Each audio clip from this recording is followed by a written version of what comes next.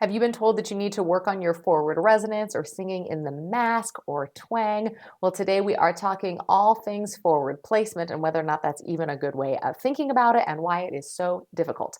Welcome back to Singing Tips with LJD Studios, the space where we take difficult singing concepts and break them down so you can actually understand and implement them for better singing.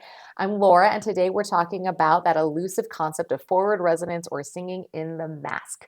But before we get into it, make sure you like, comment, subscribe, hit the notification bell, and if you haven't already, download my free guide, The Three-Tiered Approach to Becoming a Better Singer, linked in the description. Additionally, if you would like some feedback on your singing without the cost of private lessons, check out my membership option. It's a low-cost, low-time commitment way to study singing without ever having to ask the question, am I doing it right? Because that's always the problem, right? You do these videos and you're like, I don't know, am I doing it right? And you need someone to say, yes, keep doing this, or no, don't. So check out my membership. You'll get video feedback with that so that you won't be so in the dark. Okay, so forward resonance, what is it? Why do we sing in the mask? Why is it a thing? Is it always something we're supposed to be doing or just sometimes? These are all great questions, so let's get into it. All right, so first of all, like, what is forward resonance?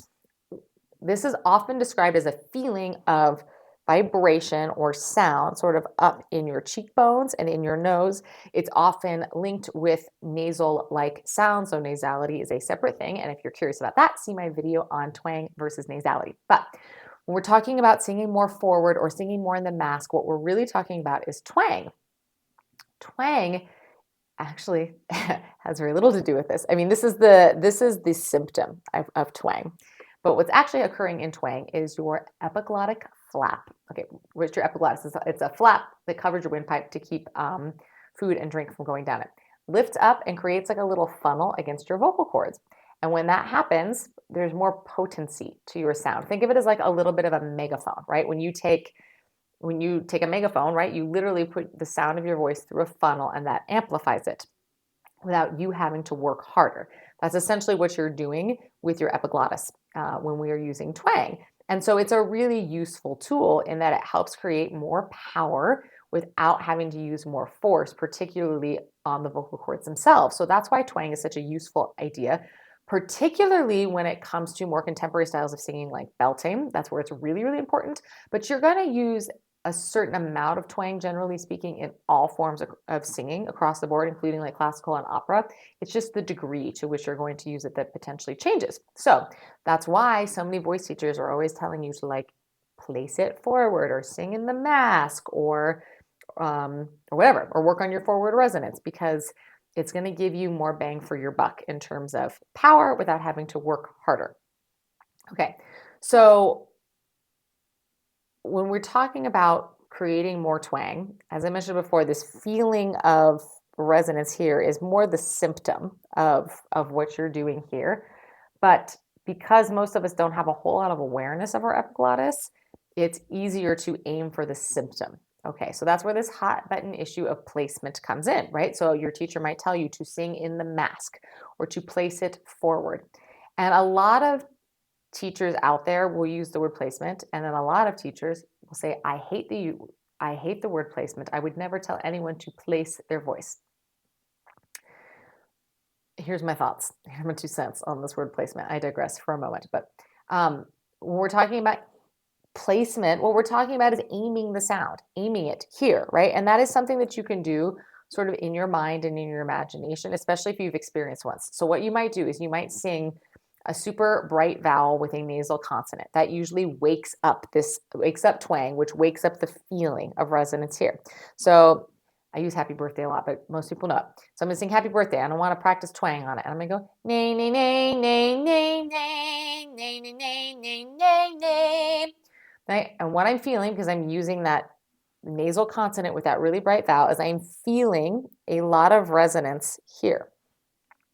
Now, when I go for the words in happy birthday, those naturally want to sit a little bit further back just by nature of the vowels that are in those words. And so maybe it's going to sound more like happy birthday to you, and I'm flat, happy birthday to you, and it's kind of swallowed and muffled. And so what someone might tell me is that I need more forward placement. I need more forward resonance. Okay. So I go back to the nay, nay, nay, nay, nay, nay. Now, when I'm going to go sing the words, I am going to, in essence, place them where I just felt that nay, nay, nay, nay, nay. And I think that can be a useful concept because you have this memory, right? You have a memory of what it felt like. Nay, nay, nay, nay, nay, nay. Okay, I feel that. And so now in my mind, I'm going to place the words in that same spot. Happy birthday to you. Happy birthday to you. Right? And that's a lot better than the way I was previously singing it. So that's my push for the word placement. Now, the reason a lot of voice teachers hate the word placement is because what happens is when we are trying to, sometimes we try to shove or force the words there, and then that creates reciprocal tension in the body. And so now I'm going, happy birthday to you, happy birthday to you. I'm trying to shove the words forward, and it's not working. It's just creating tension. So that's the downside of this idea of placement. So I think it's important to keep in mind if someone is telling you to place the sound forward, that you want to do that. You want to place it there. You do not want to force it there. You do not want to shove it there. And the way you're going to place it is by first waking up that sensation with a vowel consonant combo that does that intrinsically. Nay, nay, nay is a great one. So if you're trying to work on this concept of forward resonance, use a nay, nay, nay, nay, nay. Pay attention to what that feels like. Hold that memory in your brain. And when you go to sing on the words, to see if you can kind of generally aim the words to the same place. Try to recreate the feeling, but you're not going to force it, right? It's more of an aiming. It's a general guide. It's not a hard and fast thing that you're trying to do. Okay, so that's option one for trying to work on this concept of forward resonance is use a vowel consonant combo like nay, nay, nay that helps you feel what it's like to resonate here. And then place or aim the sound there when you go back to the words. Just be careful that you don't force or shove the words there. Okay, so let's say you're doing all that. You're like, yeah, I've been down this road for a while. It's not working. I'm still struggling. Why? Why might you be struggling with this forward placement? Tongue tension is sometimes a culprit here. So when we pull the tongue back, I pull my tongue back, and you can hear the sound is in the back, right? So maybe you need to work on getting your tongue forward. And now this is extreme, and you're not going to sing that way, but maybe you just start singing with your tongue sticking out. Happy birthday to you, and you go, oh, okay, now I can get more forward resonance. So maybe your tongue is the obstacle toward that forward resonance. Could be one thing. Breath energy is another reason why things get stuck in the back. So when I'm talking, and then I'm going to back off the breath energy, and here's what's going to happen to my voice. I've just backed off the breath energy, and now everything is sitting back and down in my throat, and you can hear that vocal fry, right? But the reason this is doing this is because I don't have enough breath energy for the sound to move up and forward, okay? So you might need to use faster, more energized airflow. And if you want to learn how to do that, see my video on understanding breath energy. But what you want is more of this like really fast air that's going to help kind of shoot the resonance forward. So that could be another reason that you're struggling with forward resonance. Another reason could be your jaw. Your jaw and your tongue are super, super connected. So if I'm holding my jaw like this, right? Again, all the sound now is back here. That could be another reason. So then you want to look at like, how can I use some jaw releasing exercises, right? Your larynx could be too low. I know that all the rage is like low larynx, low larynx. Not always. Sometimes you actually want it to lift a little bit. So if you're trying to get, especially if you're doing that like brighter, belty, or more contemporary sound, your larynx does need to raise a little bit. So that could be another reason why you're struggling with forward resonance. So if you have been working on singing in the mass, trying to get some good twang for a while now, and you've been doing the nay, nay, nay thing, and it's not working, you're trying to place the sound forward and it's not working, those are some of the areas you might want to look. Look at your tongue, look at your jaw, look at your larynx. Are any of these things getting it? Look at your airflow. Are any of these things getting in the way of your ability to move the sound forward?